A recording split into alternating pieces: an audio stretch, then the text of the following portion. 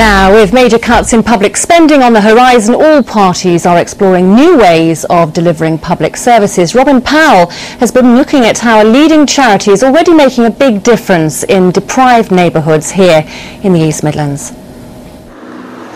When the Conservatives talk of broken Britain, this is the sort of community they mean. Along with neighbouring Aspley and Bilborough, the Broxtowe estate in Nottingham is plagued with social problems. The head teacher at this local primary school has taught in some of the most deprived areas of London. He thought he'd seen it all until he came here. There's a different culture here. It's not, as you might describe it, working class, but there is in fact an underclass, a subclass of people with high unemployment, high teenage pregnancy, lots of drugs, lots of crime, lots of alcohol dependency. It's an extremely challenging area. One of the children here has been behaving in a rather depressed way, and I asked him what he wanted to do when he leaves school, and in the conversation with him he twice said that he wanted to kill himself. Luckily for Seagrave Primary, help is at hand. The school is one of several in the area that are working with a charity called SHS, or School Home Support. That's what it's all about.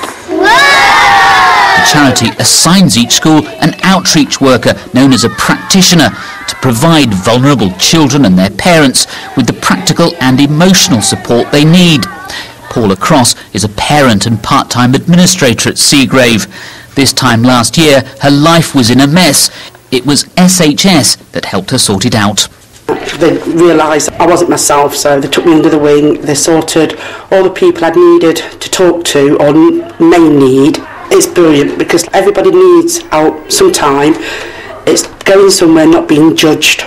JOSIANNE Butler is a parent at nearby Brocklwood School. When her husband developed a severe mental illness, he couldn't work. The family had nowhere to live.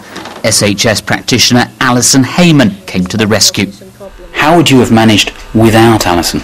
If she wasn't there, I don't know, I'd have no house. I'd probably still be looking, moving from one house to the other, or I don't know. The Conservatives say charities are often better equipped to help people in need than local authorities. ALISON agrees. The councils are just all bogged down with bog standard paperwork. You pass from one department to another. You're very, very rarely assigned a caseworker who you see more than once. What I can do with housing is I can be the liaison, and it just helps with the transition, helps with the paperwork, helps with dealing with all the legalities of it, and also practical emotional support for the families as well.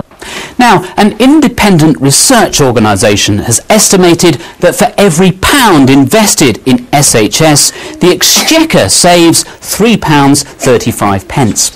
Then there are the benefits to society as a whole of higher attainment and less crime, and that figure is put at £21.14.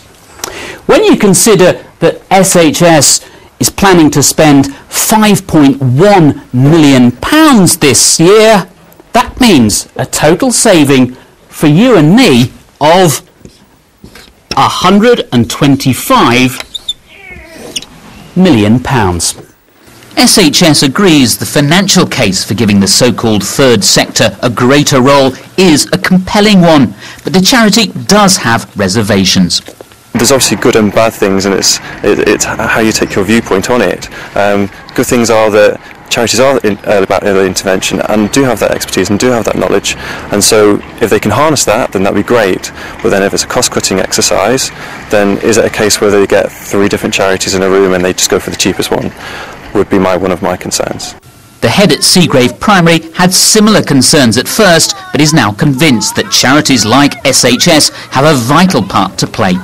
I can't imagine this school carrying on without school home support. It's absolutely essential. My job is to teach the children who are suffering from seeing domestic violence at home or having a police raid in the middle of the night aren't fit for learning.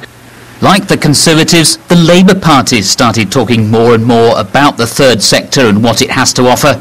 Whatever the result of the general election, you can expect to see charities providing more of your local services in the future.